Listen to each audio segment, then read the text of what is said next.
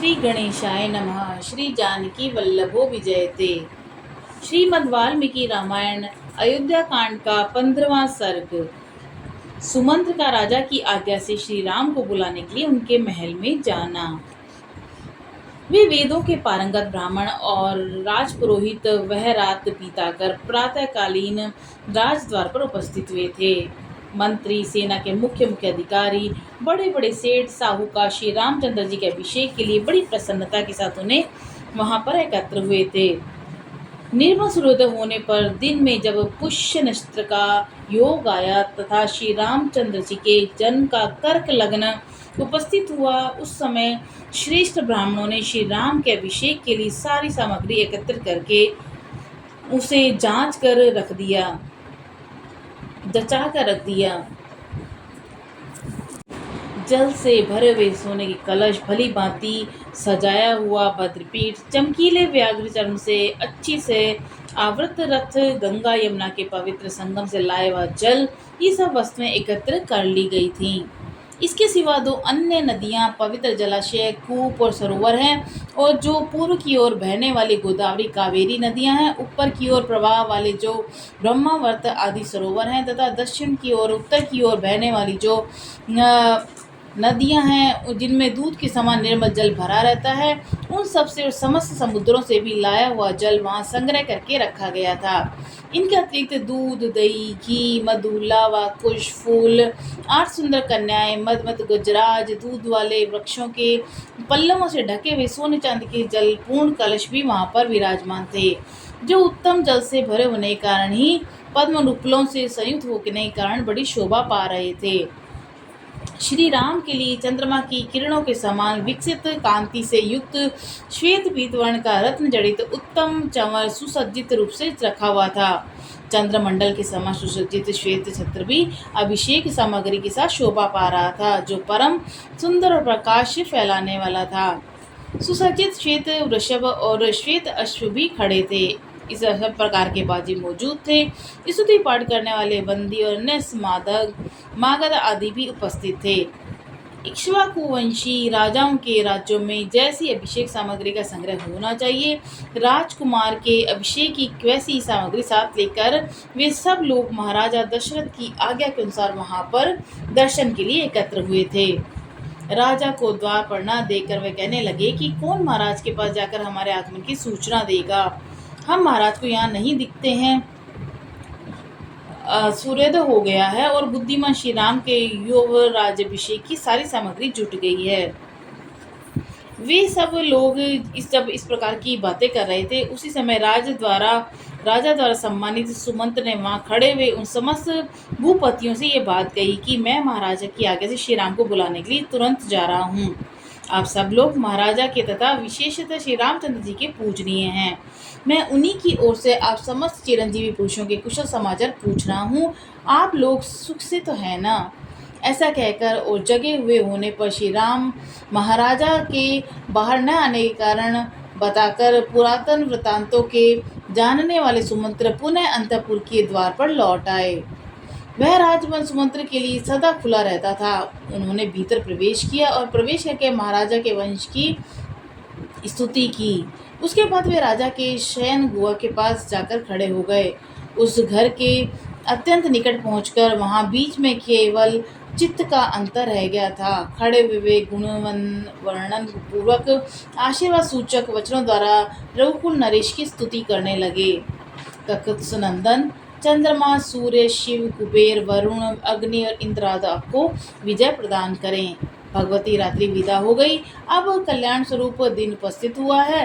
राज सिंह, निद्रा त्याग कर जाग जाइए और अब जो कार्य प्राप्त है उसे कीजिए। ब्राह्मण सेना के मुख्य अधिकारी, बड़े बड़े सेठ साहूकार वहां आ गए हैं और ये सब लोग आपका दर्शन करना चाहते हैं। रघुनंदन जागिए। मंत्रणा करने में कुशल सूत सुमंत्र जब इस प्रकार स्तुति करने लगे, तब राजा ने जाग कर उनसे ये बात कही कि सूत, श्री राम को बुला लाओ। वह जो मैंने तुमसे कहा था उसका पालन क्यों नहीं हुआ? ऐसा कौन सा कारण है जिसने मेरी आज्ञा का उल्लंघन किया जा रहा है? मैं सोया नहीं हूँ। तुम श्री राम को यहाँ शीघ्र बुला लाओ। इस प्रकार राजा दशरथ ने जब सूत को फिर से उपदेश दिया, तब वे राजा की आज्ञा सुनकर सिर झुकाकर उनका सम्मान करते हुए राजभवन से बाहर निकल गए और मन ही मन अपना महान प्रिय वह मानने लगे। राजभवन से निकलकर सुमंत्र ध्वजा पताकाओं से शोभित राजमार्ग पर आ गए। वे हर्ष और उल्लास से भरकर सब और दृष्टि में डालते हुए शीघ्रता पूर्वक आगे बढ़ने लगे। सुमंत्र वहां मार्ग और सब लोगों के मुंह से श्री राम के राज्याभिषेक की आनंददायिनी बातें सुनते जा रहे थे। उसके बाद सुमंत्र को श्री राम का सुंदर भवन दिखाई दिया,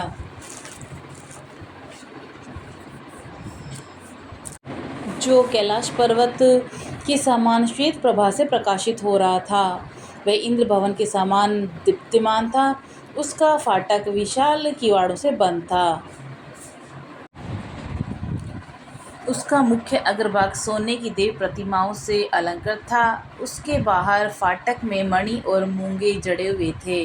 वह सारा भवन शरद ऋतु के बादलों की भांति श्वेत कांति से युक्त, दीप्तिमान और मेरु पर्वत की कंदरा के समान शोभायमान था।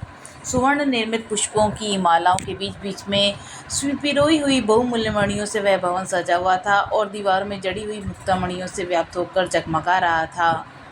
वह भवन मल्याचल के समीपवर्ती दरतूर नामक नंदगिरी के शिखर की भांति सब और मनोहर सुगंध बिखरा रहा था। कलरव करते हुए सारस, मयूर आदि पक्षी उसकी शोभा वृद्धि कर रहे थे।